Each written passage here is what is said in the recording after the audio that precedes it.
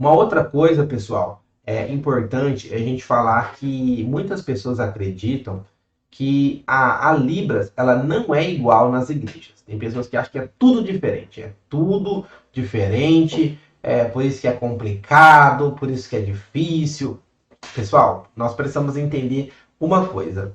As igrejas, na sua grande esmagadora maioria, têm a Bíblia como um objetivo principal. Eles utilizam a Bíblia como uma ferramenta. E quando a gente está aprendendo Libras no contexto religioso, a nossa ferramenta também é a Bíblia, tá? A questão dos sinais, existe algumas igrejas que têm alguns sinais, vamos dizer, mais específicos. Por exemplo, tem igrejas que que utilizam o termo pastor. Tem outras igrejas que utilizam o termo apóstolo. Tem outras igrejas que utilizam o termo ancião. Tem outras pessoas que utilizam o termo, por exemplo, como mestre de cerimônia. Tem umas questões que falam mestre de cerimônia.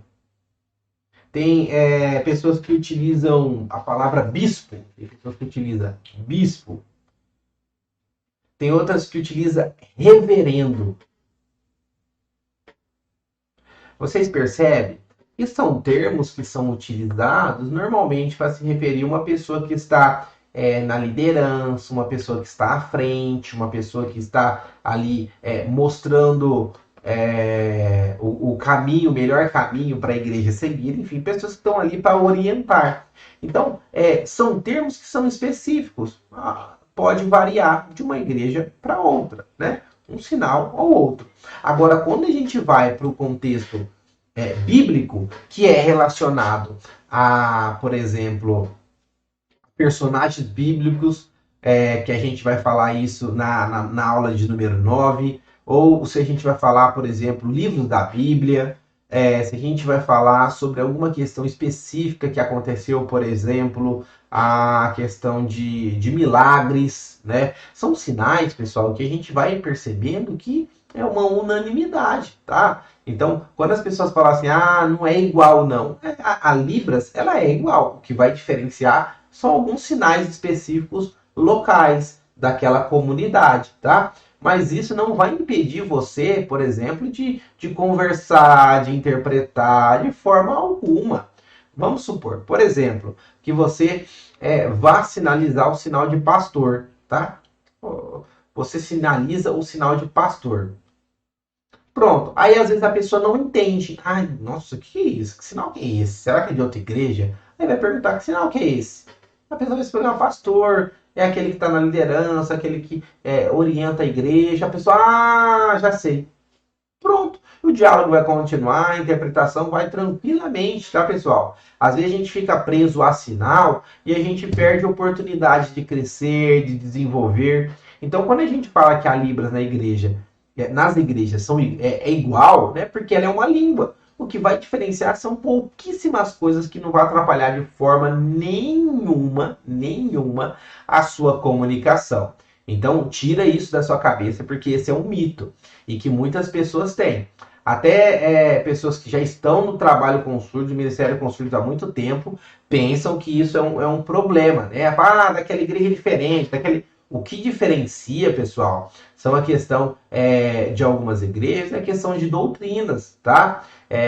A questão de crenças, isso sim, de uma igreja para outra, pode diferenciar, tá? Então, mas os sinais não, tá? Uma coisa importante, um exemplo. Existem algumas igrejas que não acreditam que os milagres continuaram até os nossos dias. Né? Falar, os milagres parou. Ok. Tem outras igrejas que acreditam, não, os milagres continuou. Mas esse não é o tema aqui da aula. Mas para explicar para vocês que o que diferencia são algumas crenças, doutrinas, mas sinais, não, tá, pessoal? É um sinal ou outro, um contexto ou outro. Então vocês podem ficar despreocupados com relação a isso, tá? Tanto que a gente tem alunos de várias denominações, de várias igrejas do Brasil inteiro, né? Além também de pessoas que nos acompanham nas redes sociais. Então, você precisa entender isso, né? Isso aí precisa ser algo que precisa ser quebrado, esse mito, né? Então, um exemplo é quando a gente se encontra nos encontros nacionais, por exemplo.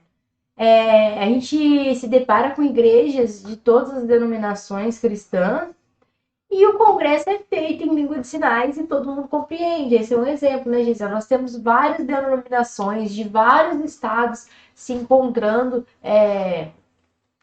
se encontrando no único lugar ali, tendo palestras, tendo oficinas, tendo pregações, ministrações, e todo mundo entende. Esse é um exemplo, né, Gisela? Para deixar bem claro. Isso aí. É um exemplo, pessoal, muito, muito bom que a Kelly deu, porque além de você começar a participar, você vai ver surdos, né, líderes surdos, pastores surdos, você vai começar a ver missionários que são surdos, aí você vai começar a perceber isso e vai ver como que a língua de sinais você consegue conversar com qualquer pessoa de qualquer igreja sem problema nenhum, pessoal, sem problema nenhum. Então esse é um mito que muitas pessoas têm. Beleza? Anotou? Sabia dessa? Achou legal? Comenta aí, tá? Comenta, não deixa a gente no vácuo, não. O que você acaba de assistir é um corte do Clube 345, que são aulas de Libras no contexto religioso cristão.